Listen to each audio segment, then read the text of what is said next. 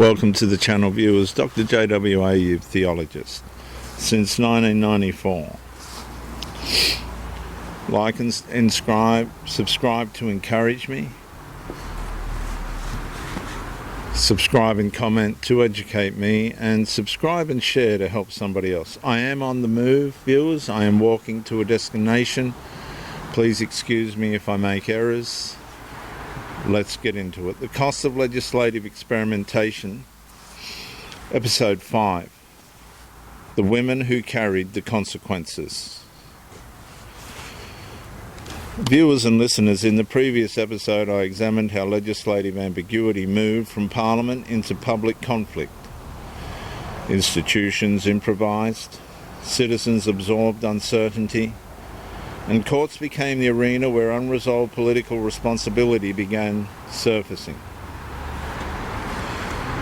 The law changed in Parliament in 2013, but the consequences did not stay in Parliament.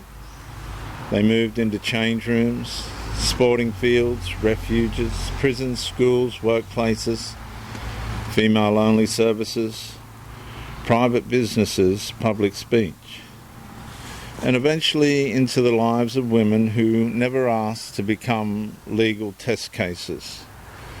And this is where abstract policy becomes human cost. This episode examines the women who carried the consequences of legislative ambiguity. The central issue is not whether every person deserves dignity. The central issue is whether women's dignity can survive when female exclusivity becomes legally uncertain. Because women's rights are not theoretical, they are embodied.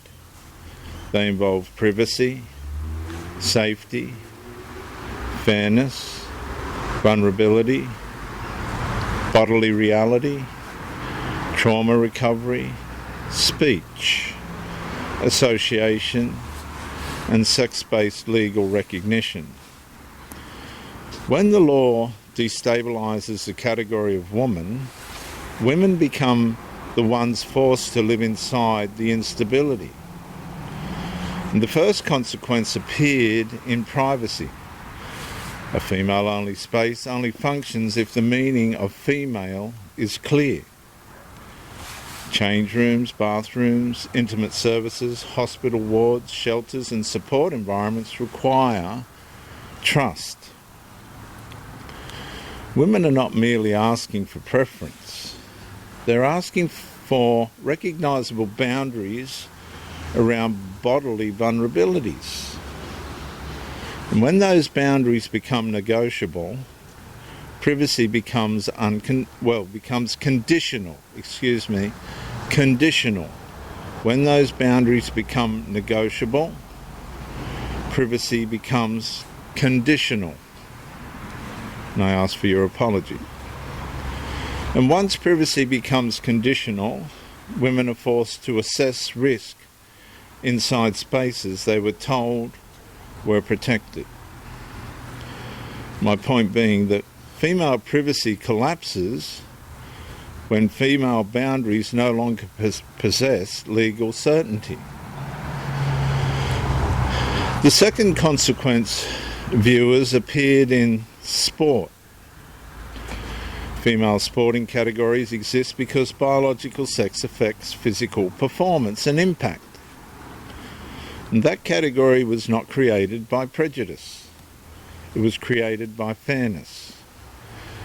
When biological sex loses legal priority, the female category becomes unstable again.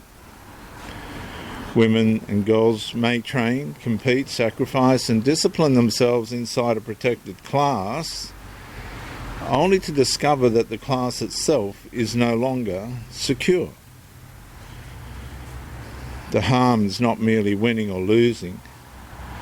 It is the erosion of trust in the category. My point is, a female sporting category cannot remain fair if biological sex no longer governs the boundary. The third consequence, viewers and listeners, appeared in vulnerability services, domestic violence shelters, trauma recovery settings, prisons, and female-only support services often serve women who have already experienced violation, coercion, fear, or male violence. For those women, sex-based boundaries are not political statements. They are stabilising conditions. And when legal ambiguity enters these spaces, the most vulnerable women carry the heaviest burden. They may silence discomfort, suppress fear, avoid services, or feel morally pressured to accept conditions that undermine their recovery and their safety. My point, viewers, being that the women least able to carry legal ambiguity are often the women forced to carry it first. The fourth consequence appeared in speech and association.